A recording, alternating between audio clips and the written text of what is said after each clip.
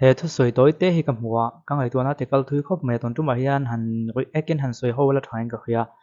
a thu soi hi enge kan ngai thla pho tanga chumi hnuwa chuanin mi ten an tiang in comment an pek tlang pui kan en lenga chumi zual chuan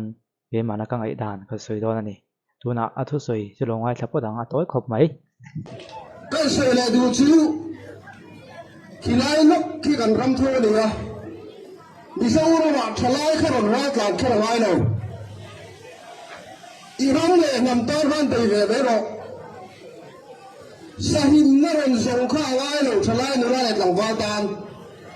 i ram tan silai keng na i ram tan cho le ve ro nal tak ta ro len che ya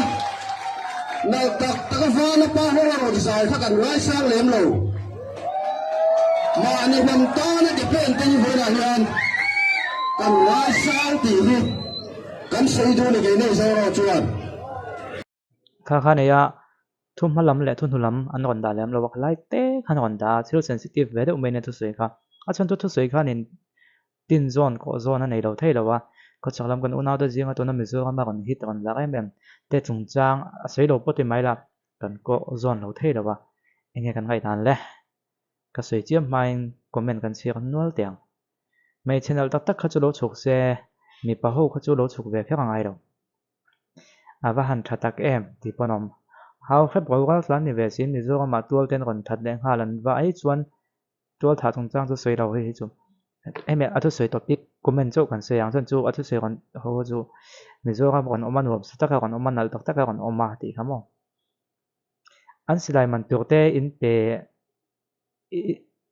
anh xin lại mình tuột te tụi nghe pe yang mình do còn mình một tụm nền sim bấm mà phải xin lại anh chú in an lak sak phu tanga chu mi silai chu mian man don te kon tia a thole me kon tia a don toi ruwa ni ati ma ni ti ponoma dik mel deuh anga lang thumol taksi ni a then kutlat chiang sang tam tak choi zai tu som tu le ko tu chu ke ma ni tho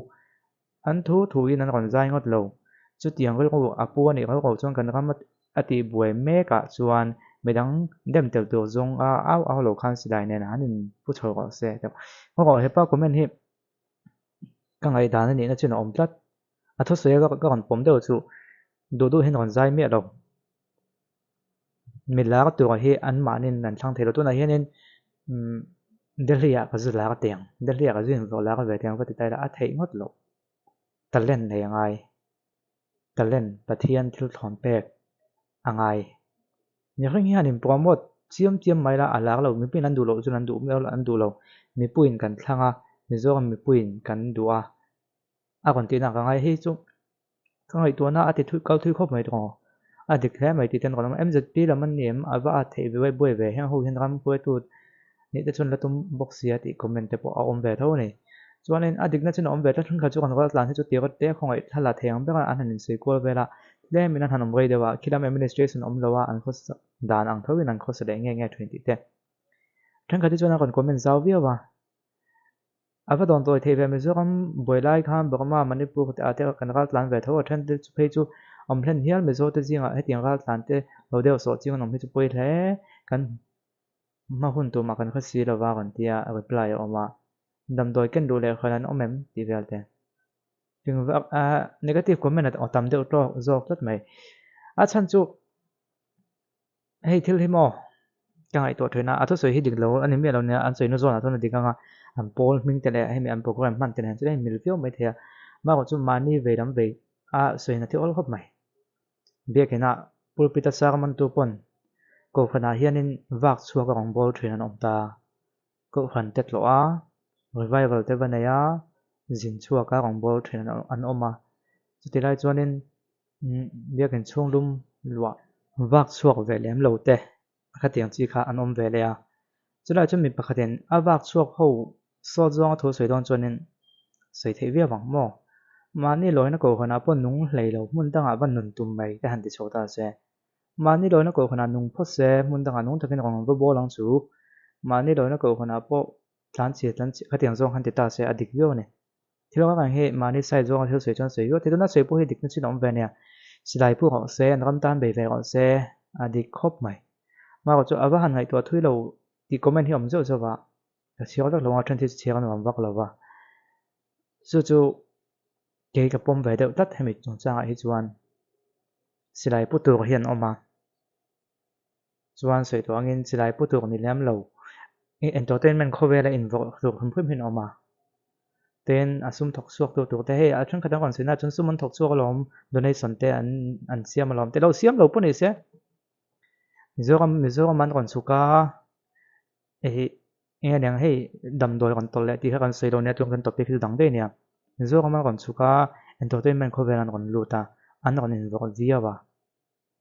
kha tam tak chon lo thi nghe nè lo mi thi kham deuh thin ni hian ka khia he ka mit kham lo na zong tak mai nia ma ko chen tonan vai te ni ta se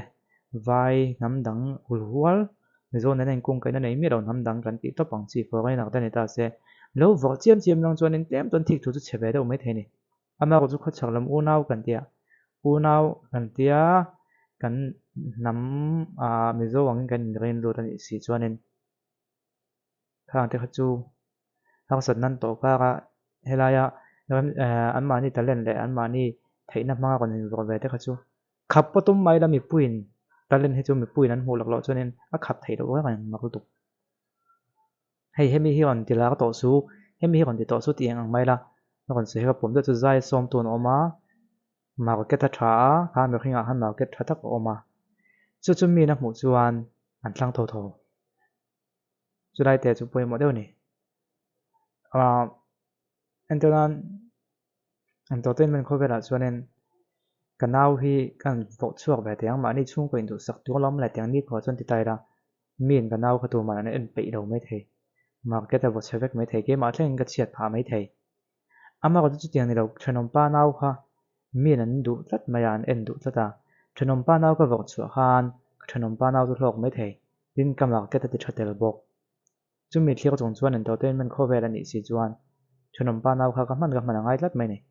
thenom pa nau kha ke ma thanem ni lo ve tu ten nge thlang